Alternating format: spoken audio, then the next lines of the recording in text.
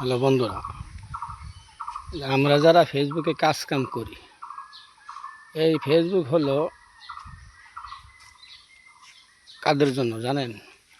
যারা অনেক শিক্ষিত, লেখাপড়া জানে, ইংলিশ বোঝে, তাদের জন্য।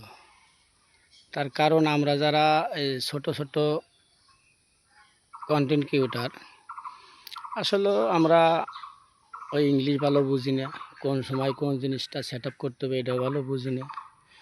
আমাদের কিছু করতে হলে একজনের কাছে যাইতে হয়। তা কিন্তু যারা ভালো ইংলিশ বোঝে তাদের জন্য সবচেয়ে ভালো।